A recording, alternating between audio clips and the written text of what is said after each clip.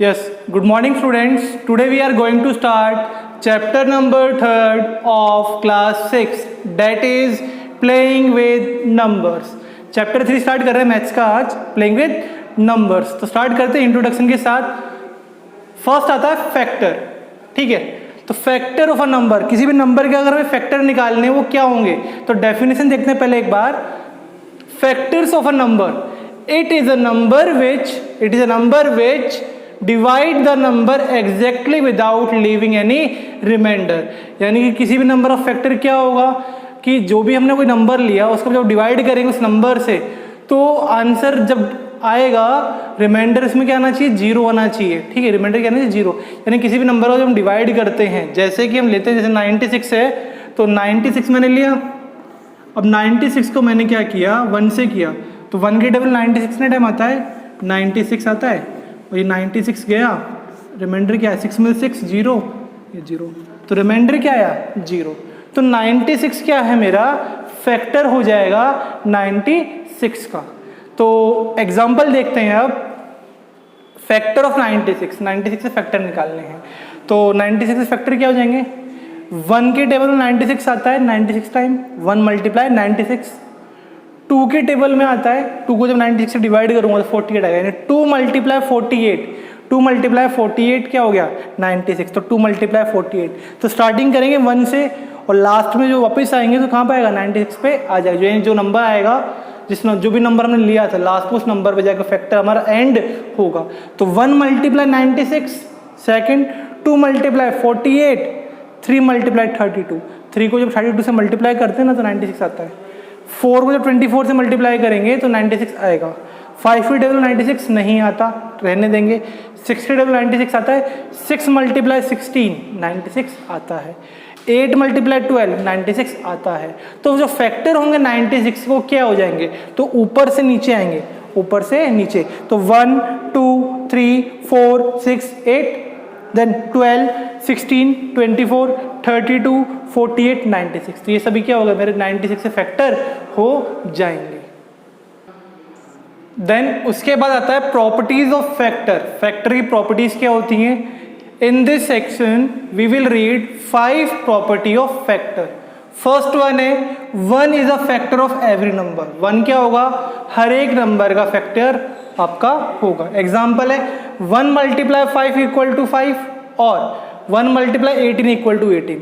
तो 1 को जब 5 से करेंगे तब भी 5 आ रहा है, 1 को 18 से करेंगे तब भी 18 आ रहा है, तो 1 सबके टेबल में आता है। तो 1 is a factor of 5 18 etcetera चलता रहेगा। दूसरा है every non zero number is a factor of 0। Every non zero number is a factor of 0। तो एग्जाम्पल है 0 जब डिवाइड करेंगे 18 से तो क्या आएगा, 0 आएगा। 0 को जब डिवाइड करेंगे 8 से क्या आएगा, 0 आएगा। तो 0 भी क्या है आपका, जैसे 0 हर एक नंबर, हर एक टेबल से डिवाइड आपका हो जाता है। तो 8 18 आर द फैक्टर ऑफ 0। तो 8 18 क्या है, 0 के फैक्टर हो जाएंगे। देन थर्ड प्रॉपर्टी आती है आपकी every non zero number is factor of itself.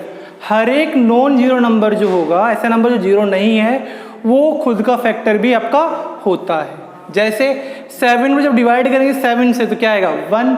19 को जब डिवाइड करेंगे 19 से क्या आएगा 1। तो 7 क्या है, फैक्टर है 7 का, और 19 किसका फैक्टर है, 19 का। तो हर एक नंबर खुद का फैक्टर भी होता है।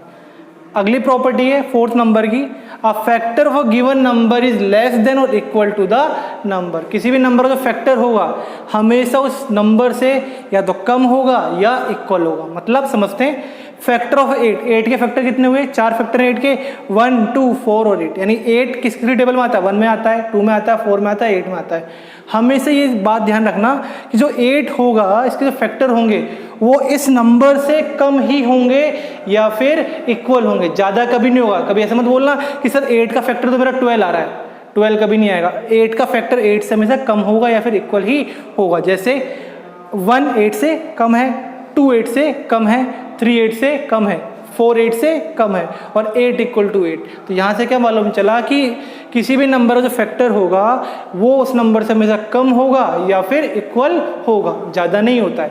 लास्ट प्रॉपर्टी है there are finite factor of a number.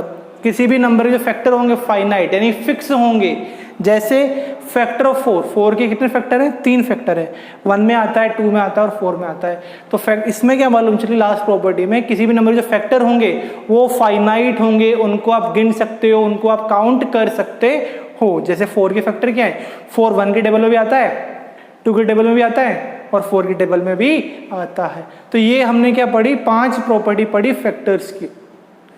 Then अगला टॉपिक है हमारा मल्टीपल्स। मल्टीपल्स क्या है?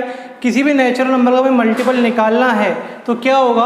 अ multiple of any natural number is a number form by multiplying that number by any other number. किसी नंबर का multiple निकालना है तो उस नंबर को हम किसी दूसरे नंबर से मल्टीप्लाई करेंगे और जो आंसर मिलेगा वो उस नंबर का हो जाएगा, मल्टीपल हो जाएगा। देखते सिंपल सा है, जैसे 6 मल्टीप्लाई 1 6, 6 मल्टीप्लाई 2 12, 6 मल्टीप्लाई 3 18, 6 मल्टीप्लाई 4 24। मुझे 6 के मल्टीपल निकालने हैं कि 6 किस किस के टेबल में आता है, तो क्या होगा?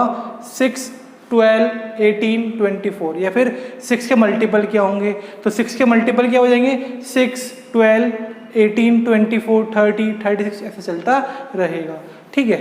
अब the smallest multiple of a number is the number itself. और कोई पूछे आपसे कि कोई नंबर है आपके पास, उसका स्मॉलेस्ट मल्टीपल क्या होगा, तो वो जो नंबर है वो खुद ही अपने नंबर का सबसे स्मॉलेस्ट मल्टीपल आपका हो जाएगा।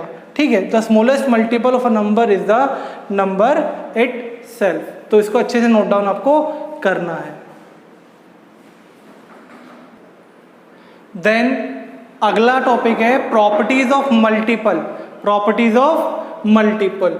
फर्स्ट प्रॉपर्टी है every number is a multiple itself. हर एक नंबर खुद का मल्टीपल होता है। Every number is a multiple of itself. Example 6 multiply 1 equal to 6 और 6 इज अ मल्टीपल ऑफ 6। 6 क्या है?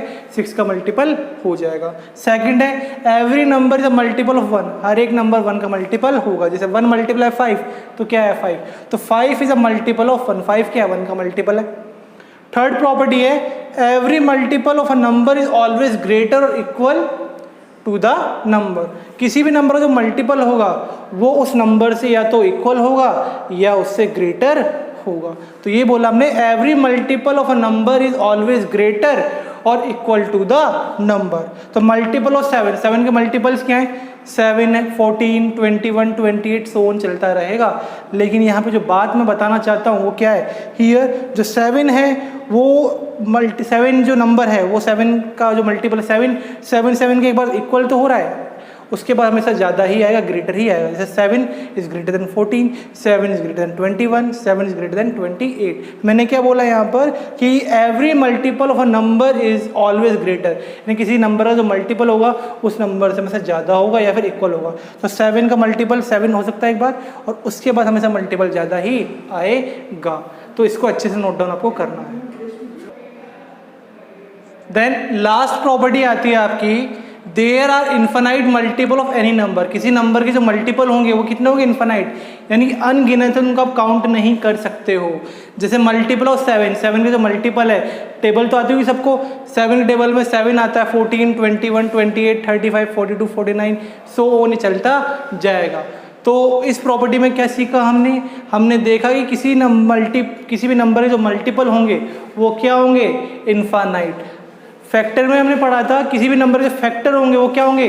फाइनाइट। ठीक है। तो यहाँ पर ये चीज देखी। देन लास्ट आता है relation between factor and multiple. Factor और मल्टीपल के बीच में रिलेशन भी होता है। एग्जाम्पल देखते हैं, 42 है, 42 को मैं कैसे लिख सकता हूँ? 2 मल्टीप्लाई 3 मल्टीप्लाई 7, 2 मल्टीप्लाई 3 मल्टीप्लाई 7, 7 3 जा 21, 21 2 जा 42। ठीक है। अब 2 मल्टीप्लाई 3 मल्टीप्लाई 7, ये 3 नंबर है जो 42 के टेबल, इसमें 42 के फैक्टर या मल्टीपल बनते हैं।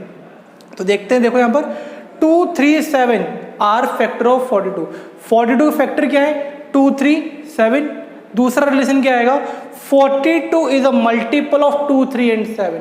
42 है वो आपका 2 के टेबल में भी आता है, 3 के टेबल में भी आता है और 7 के टेबल में भी आता है। तो ये एक रिलेशन था कि जो फैक्टर होंगे वही मल्टीपल होंगे, जो मल्टीपल होंगे फैक्टर आपके होंगे। ठीक है। तो इसके बाद हम एक्सरसाइज 3.1 आपकी स्टार्ट करें।